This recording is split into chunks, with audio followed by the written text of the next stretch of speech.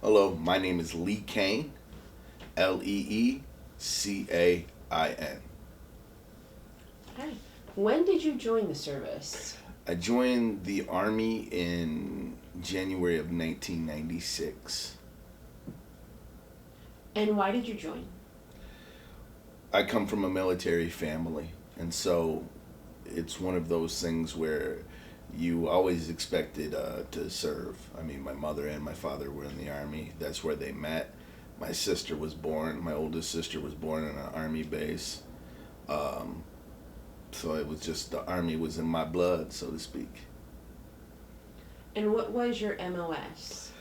My MOS, or my military occupation specialty, was 13 Mike, a multiple launching rocket systems crew member um, in chief. Uh, Surface to surface missiles, essentially, yes. How were you discharged? I had an honorable discharge. Uh, I served my complete tour of duty. What made you interested in doing a documentary on the VA?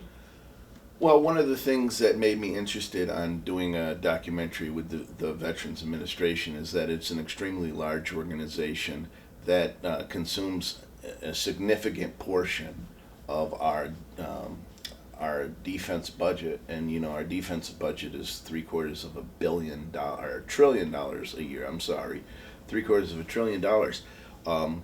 One of the things with that is, as you may be aware, there are several operating deficiencies inside of the Veterans Administration, um, as well as just outright grift, lies, subterfuge, and there's a lack of there's a lack in between the care expected, whether it's in educational benefits, healthcare benefits, transitional assistance. There's a lack between what is expected and what is promised and what you actually receive as a veteran.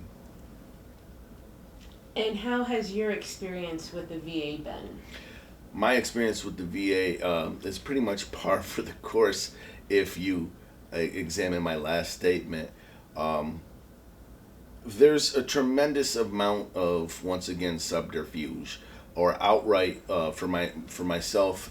I had two grand mal seizures in August of 2020. One of them in which I was clinically dead for 3 minutes, and then the next one in which went for over 5 minutes, but I broke my shoulder, broke my right jaw, and a few other things. And to put this into perspective, Dr. Jennifer Bolger, who was my VA my primary care physician, she refused me to even get an X-ray. Refused to allow me to have an X-ray for 6 weeks, and that delayed my obviously it delayed my surgeries. It delayed a lot of things, and it left me in complete and excruciating pain. I dropped over 30 pounds in the first 4 weeks, simply because I couldn't eat, and the pain was unbearable.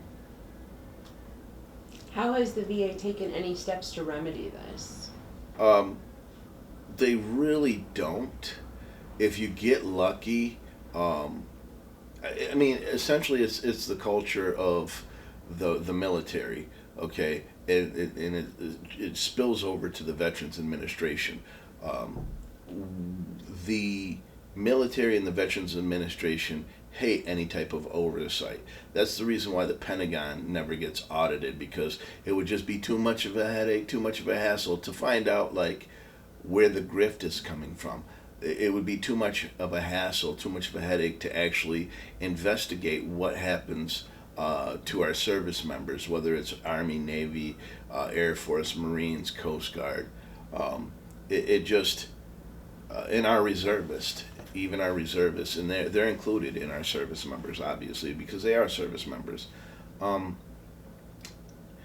they don't address anything. They would rather sweep things under the rug, and it's not until you actually, um, until people complain, and it has to be a lot of people, not one person. It has to be several hundred people, and they have to complain to their elected officials. You're not going to get anywhere with the Veterans Administration. Have you contacted any elected officials? Yes, I have. Outside of, my state assemblyman and state senators, I've contacted Congressman Tom Reed's office, and that was pretty much useless.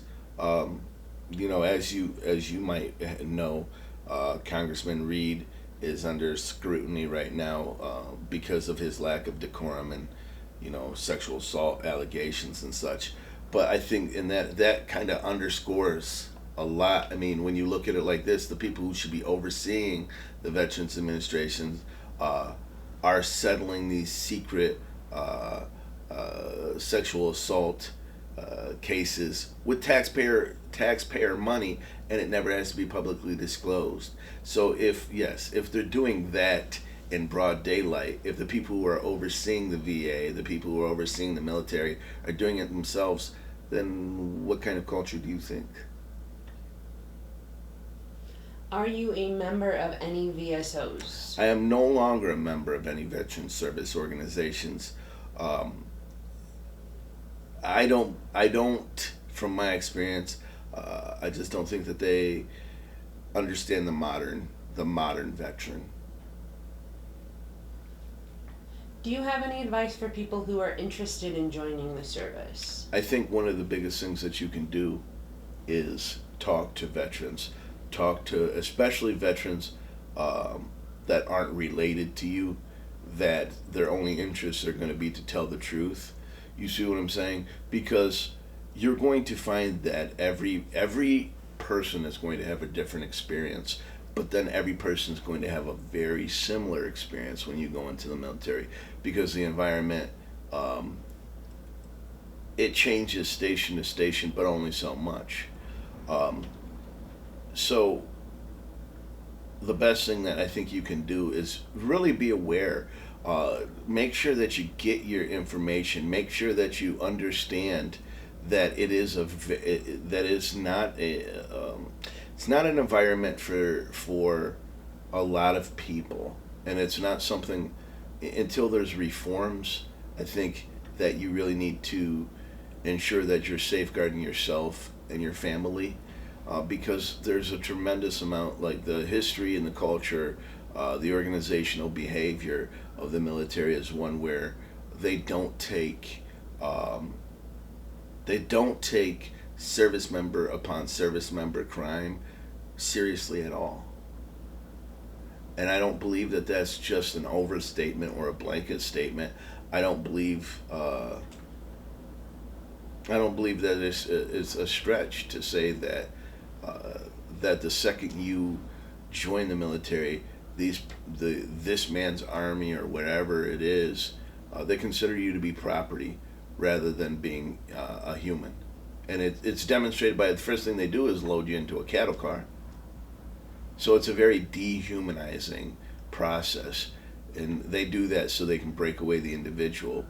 But human beings are individuals. That's what makes us unique. It's what allows for stronger bonds. Wonderful. Thank you so Thank you. much.